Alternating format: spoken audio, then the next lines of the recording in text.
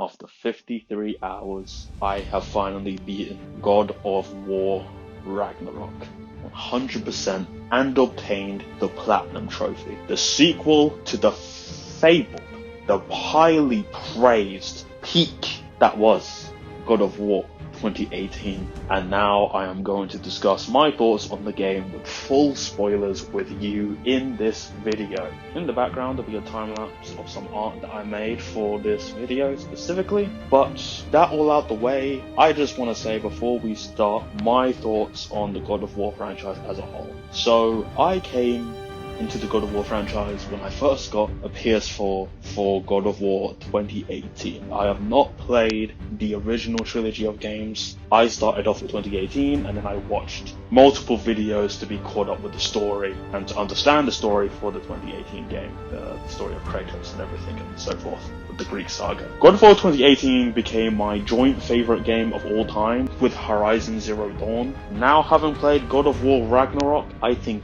God of War Ragnarok might be my favorite game of all time after now beating it. It's very close with Horizon Forbidden West for me. I absolutely love Horizon Forbidden West, big fan of the Horizon games, but God of War Ragnarok is just stellar on so many levels, and so is Forbidden West, but something about Ragnarok just hits so good in just every regard, and that's when it comes to story, it's excellent. When it comes to gameplay, it's excellent. When it comes to exploration, it's excellent. Side quests, excellent. Everything is done with so much finesse and so much polish that I barely know what to say. It's a masterpiece of a game in my eye. Now, I am going to dive deeper into each of those things that I just mentioned and give my reasons why I think this game is a masterpiece and is phenomenal and deserves to be my favorite game of all time and my personal game of the year. Yes, I know Elden Ring is there. I have played Elden Ring. I put this over Elden Ring. This is not a God of War Ragnarok versus Elden Ring video, but yeah, that's my stance on it. First off, as an artist, I do want to talk about the art direction of this game, and I think the art direction of this game is absolutely phenomenal. I ordered the digital deluxe edition, so I do need to take a look at the art book, but the designs and everything for all of the characters and the world is just phenomenal. Whoever did the art direction for this game, there are so many details in the character designs that enhance their character just by the way they look. I love the design of Odin, even though a lot of people probably would have expected a much more badass looking Odin, more fearsome looking Odin, something like the old Zeus games, something like how they were in the Greek mythology with how Zeus was big, buff or something. But they went with a simpler look, and even though at first it caught me off guard as well, as I got to understand his character, I got to see how that design suits the type of character he is. The way he's supposed to be somewhat inviting. He's not somebody that's outright gonna fight you with his hands. He's going to talk. He's gonna make a deal. He's like a businessman. He's gonna sweeten you up, make him seem like the nice guy. I feel like his design really conveys that, while also keeping the good Norse mythology elements, the tattoos that disappear with the ravens, the eye patch, the tattoo on the side of the face. Really good design. And another design I have to talk about is Thor. Thor looks absolutely phenomenal in this game. He just is a hulking brute, a proper mass, looks like a true warrior. Now, I know a lot of people were probably thinking, oh my god, he's fat, but at first that did catch me off guard, but when I saw it and looked at it more, I was like, no, that's a weightlifter's build. That's true strength. Not anything done for the sake of aesthetic. He's built for brute force. And then there's also the fact that he's a drunk, and he drinks a lot, and he be eating and doing whatever, so it makes sense with the way Mimir described him in the first game, and then how he acts in this game. And then his design of Mjolnir, his hammer looks amazing, it's heavy, it's weighty, it's so good. Everything about the design of the Norse gods is really good. Another one is Heimdall. Heimdall be drippy, by the way. For the longest time in the game, I didn't realize that man had gold teeth. That's drippy as hell. I thought he looked mad clean, even though he's an absolute asshole. But yeah, I think the from a design standpoint and an art direction standpoint, this game is phenomenal. And as an artist, I pay close attention to that. I really appreciate games with good art direction and good character design. So next I want to talk about the gameplay. God of War Ragnarok has some of my favorite combat in gaming. I think it's the best melee combat for me, my personal favorite melee combat system in gaming. Because I really like that God of War's combat fits in this happy middle ground of the flashiness and cool animations and just fun of like a hack and slash of just messing up enemies, and the power fantasy really fulfilling that, while also not being completely button mashy and having the difficulty and the possible mastery and the build crafting of a Souls game. And it sits in that happy middle ground that is just so much fun. It's just the perfect place just to sit in between, and it's just so much fun, but it's also difficult. I don't feel like it's too easy. I feel challenged, while also not to the point where I just want to bash my controller into the screen. And then you all have all these additions that they added to the combat from 2018, because the 2018 combat was already great. If it's not broke, don't fix it. So they just added a bunch of things. They added the permafrost, they added the whiplash, they added the additional weapon of Dropmere, which is a really nice change of pace as a new weapon. I found myself really enjoying using Dropmere just as much as Blades of Chaos and Leviathan Axe. And then you also have the addition of being able to play Atreus, which Atreus is really fun to play. They put a lot of time into making sure Atreus, when you have to play as him, you're not bored. You're not annoyed that you have to play as him. He's actually fun to play. He has his whole own skill tree. He has his relic summons. He has a transformation for his Spartan Rage. He has his own runic attacks with his bow. He has his own finishers. He has his own melee combos. They really fleshed him out. And then he has the additional of his companions that also fight with him. They made Atreus really fun to play with this game, so I never felt like, oh, I've got to play as Atreus. No, I was like, oh yeah, I get to play as Atreus. And then that paired with what he brings to the story when you play as him, it was just really great. They did such a good job of making the side character actually fun to switch the point of view of, which I feel so many other games fail at, but this game just nails it. Now, the other thing I also like is the build crafting, like I mentioned earlier. They lean into the RPG elements quite a bit. I know some people did not like RPG elements as much in the first game, but in this game I feel like I just instantly fell in love with it, the way I could just build my character. I've seen some really cool builds online, and for me, I built my character on Vigor, so I built my character on making sure I can always get health back in dire situations. So I had like an armor piece that whenever I got hit, there was a slight chance that I could get a health burst, or a pummel on my axe, where whenever I permafrost, or whenever I get the permafrost up, for as long as the permafrost is up and I haven't used the permafrost yet, I can get health back until I use that permafrost or somebody hits me and my permafrost disappears. Or the amulet enabling you to add even more little buffs or some unique abilities to your kit, like being able to have a constant health regen, or when you stomp on a health stone, you get lifesteal on your attacks. Really cool stuff like that. And then they also add the addition of relics, which is another bonus ability that you get on top of your 3 weapons, your Spartan Rage as well. So there's just so much that you can use to your advantage. And then you would think that having all of that would make you so OP, which you can make yourself really OP if you want to. They also give you a wider variety of enemies to go up against, which the first God of War game, I will admit, was lacking in. It was lacking in enemy variety, and this game does not lack in that. There's so much enemy variety, so you're always adjusting to the situation, and you never really get bored of the enemies you fight, because you're always fighting new types.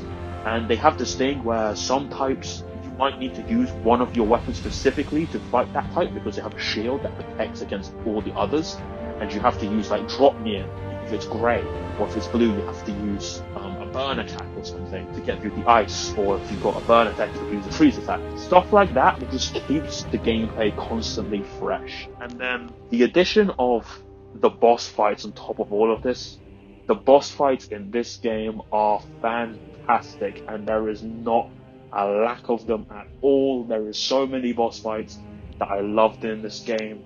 Some highlights for me when it came to boss fights. Obviously, the first boss fight with Thor. The first encounter with Thor was absolutely amazing. The opening to this game was phenomenal. That was a crazy fight. Of course, the final fight with Thor is great. The Odin fight is great.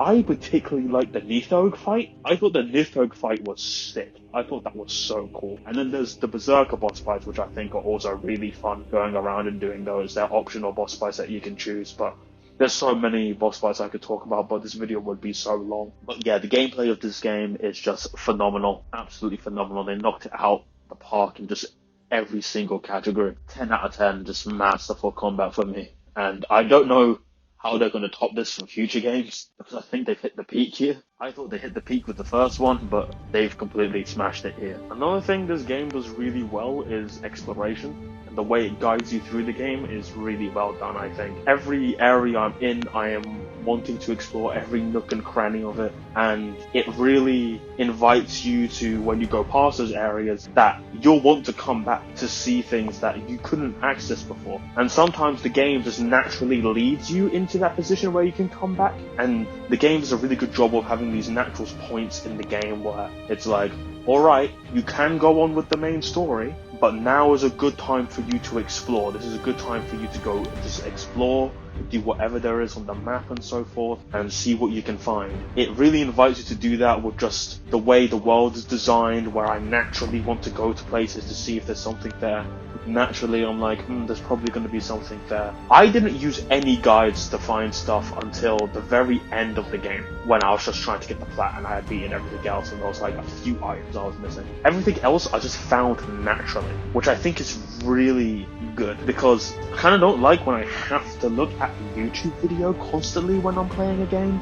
I find that really annoying. I kind of really like to be able to just play the game and be fully immersed. Having to look at YouTube videos for guides to find stuff is something that kind of removes that for me. But one thing I want to point out as like an example of just the way I love the exploration in this game and the way it rewards you for exploring, is that there is a quest in this game that is not marked on your map. It's not marked on your map. It doesn't tell you anything about it. There is just a spot with one of those cracks for drop near, that you can throw in and burst open, and it's something that's just there, and you know you can't get to it yet, but the game never like invites you to go back to it. It never tells you to go back to it. But I kept in my mind, I was like, I want to go back to that spot because there's potentially something there. I don't know what it is though. And I'd forgotten about it for most of the game, and then I was in Midgard again, and I was like, okay, let me go back there. I forgot about that. Let me go see what's there. I really want to know what's there. I went there to go find out what was there, and you open it and you get a relic. And the relic's just like, it has some mysterious power. It doesn't seem to be useful in combat or anything, and you can't unequip it. It has like a cooldown. You can't unequip it for a certain amount of time. I was really confused, and then I found out, I like looked it up on YouTube, right? This is the case where I did look it up on YouTube because I don't want to waste time. I don't want to waste this item, right? And it turns out it awakens frozen trolls in the map in certain areas, which you have been going past in the game, and Mimiya's been telling you about them, and it awakens them, and you just get, I think it's like 3 or 4 new boss fights that you can go and just do, and you get these unique rewards. You get a whole unique armor set, and it also awakens a frozen dragon boss fight, which is really cool, and you get this whole armor set. And this is the armor set that I used for my Vigor build that gave me the health chance when I got hit and stuff, and one part of it gives me a chance whenever I get hit, the enemy gets staggered. It's a really strong armor set, but you wouldn't find it unless you just decided to go back and look there, or looked up a YouTube video. And I think that's great, a great way to reward exploration, and I just thought that was such a unique addition to the game. Now, finally, what you've probably all been waiting to hear me talk about, and that is the story. Story for this game is absolutely amazing. What did you expect? The first game had an amazing story. This game has an amazing story. I loved it from beginning to end. I loved every character. I hated characters, but if I hated the character, I hated them for the right reasons. I hated them because the story wanted me to hate them, not because they were bad characters. Not a single bad character, not a single bad plotline. And this game does the really good thing, and this is something I've noticed they've been doing with their most recent PlayStation exclusives, because Horizon Forbidden West was also known for doing this. Amazing story there, by the way. Cheeky plug of my second favourite game of all time. Where the side quests feed into the main story in an amazing and beautiful way, and just enhance the overall story and the overall journey to such a massive degree. There is a lot of highlight side quests in this game where I'm like, that's a side quest I will not forget. That's a side quest that even years from now, going to think about and think that was such a dope quest. First off, the side quests often sometimes lead you to just opening entire new areas of the map for you to explore. And you don't expect it, you're just like, I'm going to do this side quest, let me go get this side quest done to get off my checklist or whatever, right? Because I'm personally somebody, I like to do all my side quests before I move on to the next section. So I went to go do it, and then I end up in this crater of Vanaheim, which is a whole new explorable area with new bosses, new side quests to do and all this stuff, and I'm like, wow, well, I'm not getting back to the main story anytime soon because now I want to explore all of this. And I spent a good few hours just exploring that area, doing the quests, and that area has a very unique story to it, where if you do these quests for these ghosts, now normally you'd think the ghost quests are just, okay, these quests aren't too crazy, so you should just go do this thing for this ghost, come back, yada yada. There's a nice little story of them that leads into just you learning a bit more about Kratos as a character. Or in this game, you learn a bit more about Freya, who's your companion at times. But this one is different because it has something to do with Faye and the story of how this part of Vanaheim became this massive crater and why there was a frozen lightning bolt in the center of it, like the one when Kratos fought Thor. And if you do those quests, you'll eventually find out that Faye fought Thor in this very crater, and she was the reason the crater here was created. Thor got drunk, she got pissed, and she was so fearsome and wild that they created that. It was such an epic battle that they caused that crater. And then Kratos is like, I never knew my wife to be like that. I never saw that part of her. I didn't think she was capable. And Mimir's like, everybody's capable of it. It's just some of us are better at hiding it, or so forth. It's like capable of doing bad things if pushed hard enough. And like the people we love aren't always who they seem to be, but they're still the people we love. There's a lot of little things, little pieces of dialogue when you're in the boat or mushing or just when the characters talk that just has such good lines that just stick with you and just enhance the characters in such a great, meaningful way. And I love it. Another thing, this game has one of the greatest openings to a game I've ever played. In the first 15 minutes, I was about to cry. When Henriette dies, bro, I was so sad. I'm like, bro, I've not played the game for almost 15 minutes yet, and you got me tearing up, dog. Relax. Not to mention, not even 5 minutes into the game, I'm mushing and Freya's trying to cut my throat out. That was also insane. And then not even 2 hours into the game, Odin's pulled up to my backyard, Thor's also pulled up to my backyard saying, do you want some mead? And then knocks me up out my goddamn roof and tries to beat the life out of me. And then not only that, he kills me. He kills me as Kratos. He beat my ass, killed me, resurrected me, because he thought I wasn't fighting hard. If that's not Black Air Force energy, I don't know what is. Thor's the king of Black Air Force energy, by the way, I just want to say that. And if that's not an epic opening to a game, I don't know what you expect. You are somehow hating on this game after that opening? Bro, just don't chat to me. Your opinion's invalid. That opening was phenomenal. So it was already off to a great start, and then the story continues, and you just, as I said before, every bit of dialogue, every character, everything that's done feels meaningful. It's funny at times, which is great. It doesn't not know when to use comedy. It knows when to use comedy properly, and knows when to not use comedy. And then the Atreus section. The Atreus section is on top of being really great as a gameplay section, really great story-wise, because his section of the story gets you to learn more about the Norse gods and more about the giants and Jormungandr and so forth. So on top of Atreus also being an enjoyable character to play, you're also witnessing story that is genuinely intriguing to witness. I want to learn about Odin. I want to learn about Atreus' relationship with Thrud and Thrud's relationship with her mother Sif and Thor and the dynamics there. And Heimdall just being an asshole, seeing Odin's obsession with this mask. Now that is, okay, my one beef, my one nitpick of the story, the one thing that's slightly bugged, right? The ending. For the most part, I think the ending's absolutely phenomenal. I love everything about the ending. I thought it was great. Especially the final moments, I was about to cry. But one thing that bugged me, there's this mystery of this mask and this tear, and Odin wants Loki to help him fix the mask so he can look through the tear and get answers. He basically wants answers to what happens to a god when they die.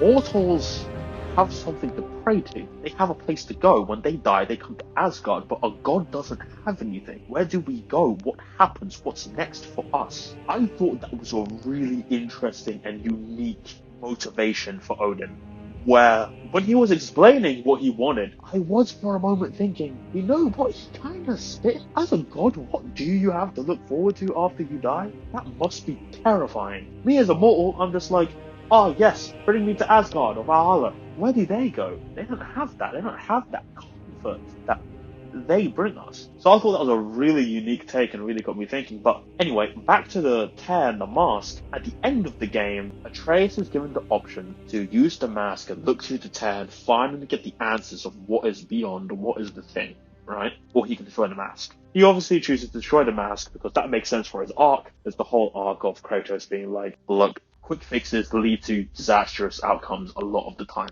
He knows this, right? So it makes sense for the arc. But my issue is I was very intrigued to figure out what was beyond that. And the fact that we get absolutely no closure at all as to what that thing was about really annoyed me. Because I really wanted to know what it was. Like, you built up this really big mystery and there's no closure for it at all. There's not like an after credit scene or anything. So that's the one thing that kind of bugged me. Not enough to stop this story from being a 10 out of 10 story. Still absolutely phenomenal. The emotional character building, while it also being an epic and grand adventure and a grand conclusion to the Norse saga. The fact that they were able to achieve a story this good in 2 games, absolutely mind-boggling. I don't know how Santa Monica did it, but wow, phenomenal. The arc of Atreus and Kratos, they have a moment where in the first game, Kratos always had this saying of whenever Atreus would apologize, it's like, do not be sorry, be better. And eventually they get to the point, because Kratos a lot of the time in this game is like, don't want to be the man I used to be, but everything on this path is leading me back to vengeance. It's always vengeance leading me to the rageful man that I used to be. I don't want to be that man, I just want to be happy. Right, I just want to protect my son. It looks like I have to become this man to protect my son, but it gets to a point where they're like, look, we will be better. Atreus says to him, do not be sorry, be better. And they make that promise to each other that they'll always be there for each other. And it's such a warming moment. And just seeing Kratos be more of a father in this game just hits so hard, knowing what he went through in the first game, and that was really hard for him to do. And now it's just seeing him actually approach these warm moments is so rewarding. It's like, yes, hug him, show him you love him. I'm so proud of you. Because I know it took him so long and it was so hard for him to reach that moment, to be the person he is in this game. And then the choices he makes in this game not to kill Thor, right? Not to kill, like, he doesn't want to start Ragnarok. He only does it if he has to, if he's forced to, obviously he will act. But a lot of the time it's like, no, I'm not going to do this. Even the emotional arc with Freya and Kratos, where Kratos refuses to kill Freya, and Kratos makes a promise of, I will never take the choice of life or death away from you again. And he sticks to that promise throughout the whole game. And Freya sees that, and I love that Freya becomes an ally. I think that's great. I love that Kratos' reasoning for even dismissing Odin's offer in the beginning of the game. If you go and read the little lore tab about Odin when they first meet, which is, I love that they're all written like diary entries, because reading those lore tabs on the Friends of Foes really enhances the story a little bit more. And you see that, like, the offer, because the offer is kind of reasonable.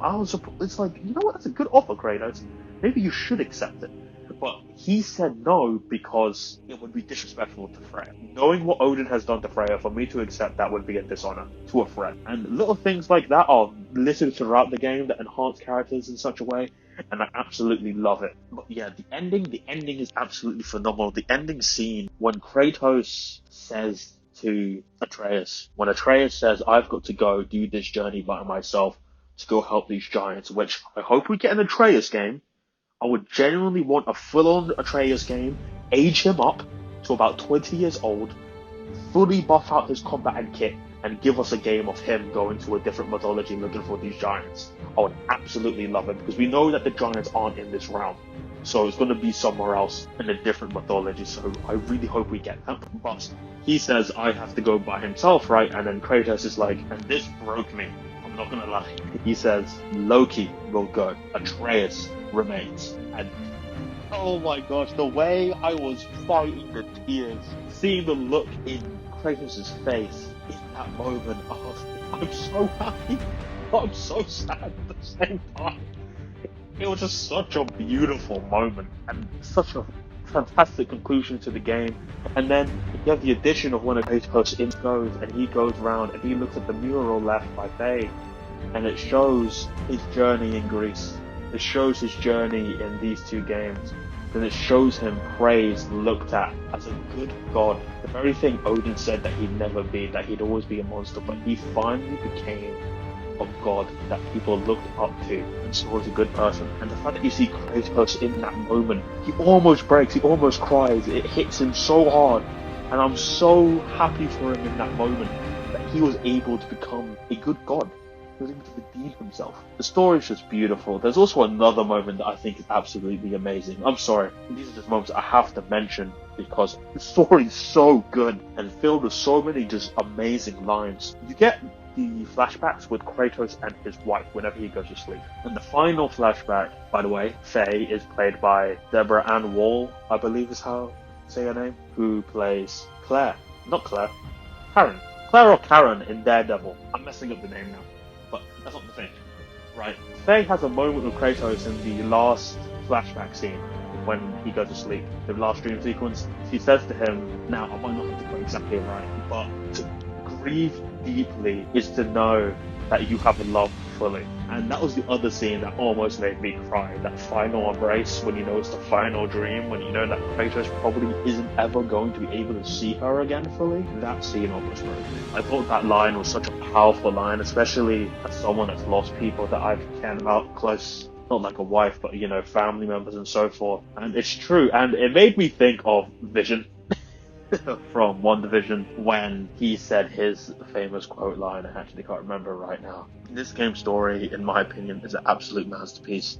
And the fact that this game was able to achieve such a high level of storytelling with all the other encompassing pieces to make a fantastic game is an astounding achievement, and Santa Monica deserves to be recognized for it. That's all the major things I wanted to say about this game. If I end up talking about it anymore, this video is going to end up way too long and it's going to be an editing nightmare. So, in conclusion, I think God of War Ragnarok is an absolute masterpiece, my new favorite game of all time.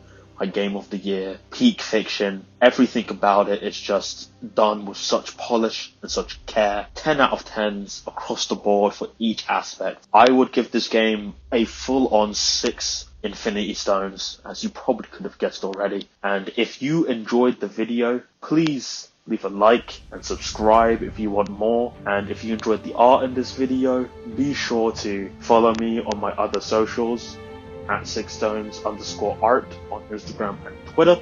And I hope all of you have a very balanced day.